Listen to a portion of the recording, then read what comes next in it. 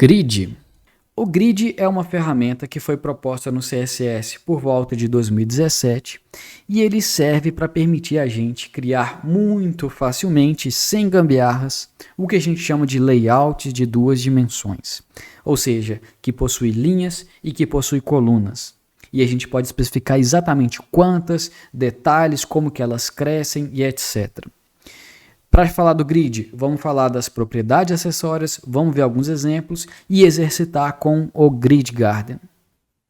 O CSS Grid Layout surgiu para poder tapar um buraco que o Flexbox não conseguiu.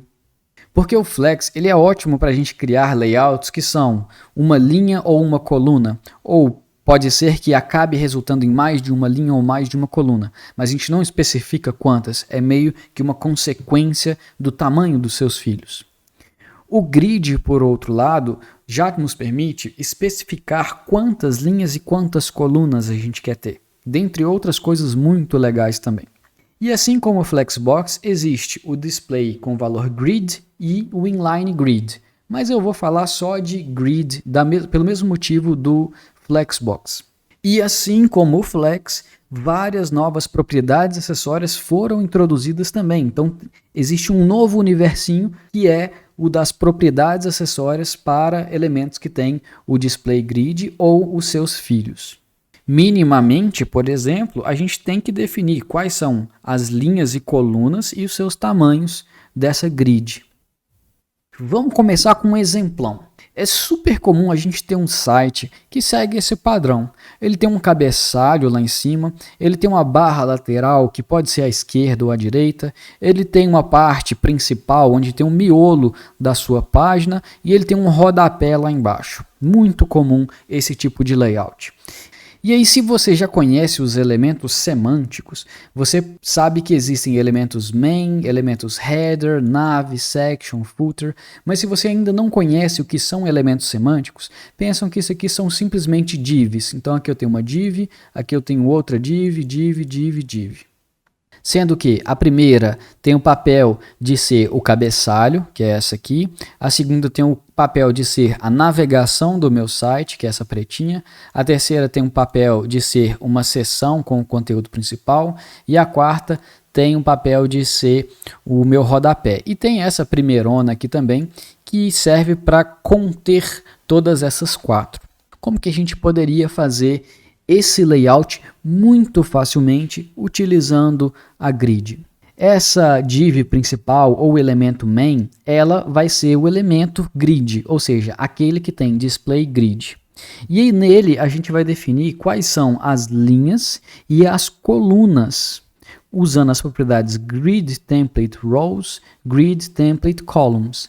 Para as linhas, eu falei o seguinte: são 3 linhas porque eu passei 3 valores. Colunas são 2 apenas porque eu só passei 2 valores.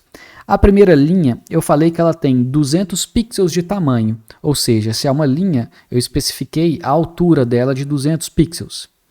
A segunda linha, eu falei que ela tinha uma fração do espaço restante. E a terceira linha, eu falei que ela tem tamanho automático. O tamanho automático, ele é o seguinte: o elemento ele vai ter altura, nesse caso, por ser uma linha suficiente para mostrar, para conter os seus filhos. Então, se você tem uma imagem de 50 pixels e só uma altura automática vai ser igual a 50 pixels, ou seja, suficiente para mostrar o filho. E uma fração significa que vai ser um pedaço do espaço que sobrar entre o 200 pixels daqui e o que for calculado necessário para isso aqui. E aí esse cara vai crescer com uma fração do espaço. Isso aqui é equivalente a falar, beleza, pega todo o espaço restante. E para as colunas, eu falei que a primeira tem 300 pixels de tamanho, aí como é coluna é largura, e a outra vai ter uma fração, ou seja, o restante do tamanho. Aí, além dessas propriedades aqui para o elemento grid, a gente também tem que definir propriedades para os filhos de grid. O cabeçalho, eu falei que ele está na coluna que começa na régua ou na calha 1 e vai até a calha 3. E a gente vai entender o que é esse negócio de calha. A barra de navegação, eu falei que ela começa na coluna na calha 1 e termina na calha 2. Então entendo, ó, calha 1, calha 2, calha 3. E a linha da grid dessa navegação, que é essa parte preta, ela começa na calha 2 e termina na calha 3. Essa é a calha 1, calha 2, então começa na 2, calha 3, terminou aqui. Essa parte aqui, que é uma section, ela começa na coluna, na calha 2 até a 3, ó. Calha 1, calha 2 começou aqui, calha 3 terminou, coluna. E a mesma coisa, o grid row é igualzinho o grid row desse cara aqui. Começa na 2, termina na 3. E o rodapé, ele vai da coluna, né, da calha 1, calha 3, e a linha vai ser da calha 3 até a 4. Aí calha 1, calha 2, calha 3, calha 4. Turma, para a gente poder aprender grid, não adianta ficar assistindo esse vídeo. Assim que terminar, vocês vão conhecer o Grid Garden, que é muito parecido, inclusive do mesmo criador do Flexbox Frog. Só que a ideia aqui é a gente exercitar e aprender o grid. Muito parecido com o que a gente viu no Flexbox Frog, pensa nessa região aqui do jogo como sendo uma div, que é o nosso jardim. Essa grid, ela possui como imagem de fundo essas terrinhas, e no caso aqui tinha uma cenourinha além da terra. E dentro dessa grid, o único elemento que tem na fase 1 é essa aguinha aqui. E a gente consegue controlar essa aguinha com esse seletor aqui, e aí ele fala, beleza, utilize as propriedades grid column start para poder definir em qual calha essa aguinha vai começar. E aí você vai poder fazer isso aqui, ó, grid column start. Então olha só, vou colocar o valor de 2. Então ó, essa é a calha 1, essa é a calha 2. Então começou na calha 2. Então aqui no caso eu precisaria colocar na calha 3. Passei de fase porque aguei a cenourinha. Aqui eu tenho que matar essa erva daninha. E aí eu vou utilizar de novo a grid column start. E aí você vai se divertindo e aprendendo ao mesmo tempo. Para a gente entender esses conceitos aí por trás do grid, vamos conhecer esses personagens. A gente tem o elemento grid, que aqui eu estou colocando de azul, porque existem propriedades que se aplicam apenas ao elemento grid, que é aquele que tem o display grid ou inline grid.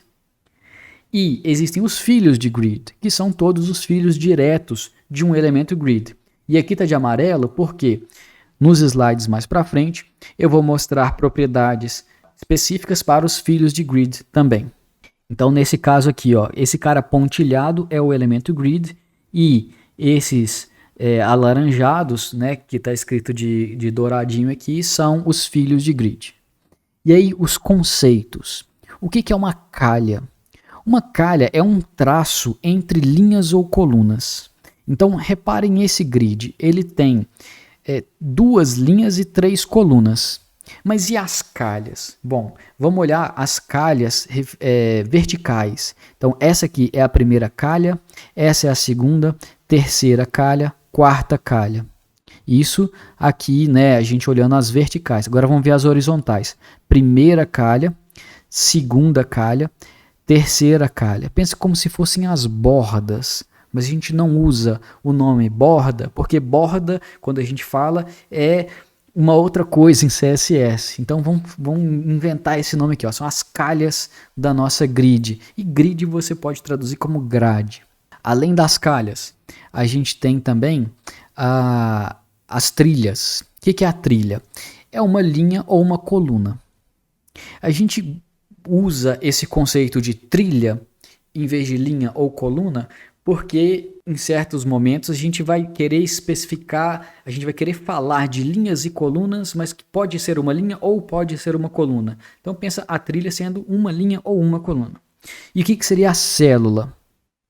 A célula seria um espaço entre 4 calhas. Então olha só, aqui eu tenho uma célula que está entre esta calha, esta calha, esta calha e esta calha. E uma área é um conjunto adjacente e retangular de células. ou seja, né, adjacente, não todas as células estão encostadas uma na outra. E aí como é que funciona esse grid então? Bom, propriedades azuisinhas são referentes ao elemento grid, ou seja, aquele que tem o display grid. Grid template columns e grid template rows servem para a gente definir a quantidade e o tamanho de colunas e linhas desse nosso grid. Nesse exemplo aqui, ó, a gente tem colunas 1, 2, 3, 4, 5.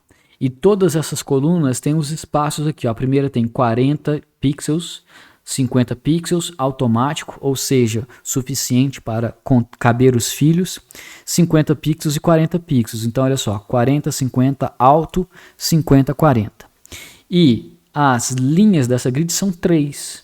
A primeira tem 25% da altura disponível, a segunda tem 100 pixels e a terceira tem um tamanho automático, ou seja, suficiente para caber os filhos. Então, Grid Template Rows, 25%, 100 pixels e a última, tamanho, né, altura automática. Mas também temos propriedades amarelinhas, ou seja, elas se aplicam aos filhos de grid. Temos Grid Column e Grid Row, e elas especificam as calhas da célula onde o filho será colocado. A gente pode colocar grid-column de 2/5, a gente está falando esse elemento item A, que é esse laranjinha, ele começa na calha 2, estamos falando de colunas primeiro, começa na calha 2 e termina na calha 5. Então, calha 1, calha 2. Começou na calha 2 e termina na calha 5, que é essa aqui. Ó. Então, 1, 2, 3, 4, 5. 2 a 5. E, do ponto de vista de linha, ele começa na calha 1 e termina na calha 3. Começa na calha 1, calha 2, termina na calha 3. E, gente, isso aqui já é suficiente para você resolver a grande parte dos seus problemas com grid, dos layouts que você vai utilizar grid para poder deixar bacana, fácil de fazer. Só com essas 4 propriedades e o display grid. Mas existem outras propriedades acessórias e eu vou mostrar para vocês. Mas entendam que este aqui foi o filé mignon do grid. Agora vamos ver essa outra propriedade que chama Grid Template Areas. E a ideia dela é dar nomes às áreas do grid. Então olha que legal. Aqui eu tenho um grid que tem 1, 2, 3 linhas e 1, 2, 3, 4 colunas. E aí eu vou ter, sei lá, um cabeçalho, um conteúdo principal, uma célula vazia por algum motivo, uma barra lateral e um rodapé. E eu tenho o meu container, que é o meu elemento grid. Ele tem o display grid, ele está definindo as colunas. E aqui tem uma novidade, que você pode, se você tiver X valores iguais, em vez de você colocar 1FR, 1FR, 1FR, 1FR, ou seja, todos têm o mesmo valor que é 1FR, ou poderia ser 100 pixels, sei lá. Se você quiser repetir um mesmo valor, você pode utilizar esse repeat, aí coloca o valor que você quer repetir e a quantidade de vezes. Então, quantas colunas eu tenho? 4. Qual que é o tamanho de cada coluna? 1FR, uma fração. E linhas? Eu tenho 3 linhas e cada uma tem o tamanho de uma fração também. E aí, olha só que maluquice. Propriedade Grid Template Areas, que serve para você dar nomes às áreas do grid. E essas áreas aqui são aqueles conjunto de células adjacentes que a gente falou lá na parte de conceitos. E aí, olha só que legal. Eu passei 3 strings como sendo o valor dessa propriedade. A primeira string é referente à primeira linha. E dentro dessa primeira string eu coloquei 4 palavras. E foram 4 por quê? Porque existem 4 colunas. Aí eu falei, olha, essa primeira célula faz parte de uma área que eu estou dando o nome de header. A segunda célula também, a terceira também, a quarta também. Então, as 4 células da primeira linha fazem parte de uma área que eu dei o nome de header. Na linha de baixo, ó, main, ponto e sidebar. Aí eu falei que as 2 primeiras células têm o nome de main. A terceira célula, eu não quero colocar nada lá. Então eu coloco um pontinho indicando que ela é uma célula vazia. E a última célula da segunda linha, eu dei o nome de sidebar. E aí na terceira linha, eu falei que todas as 4 células têm o nome footer.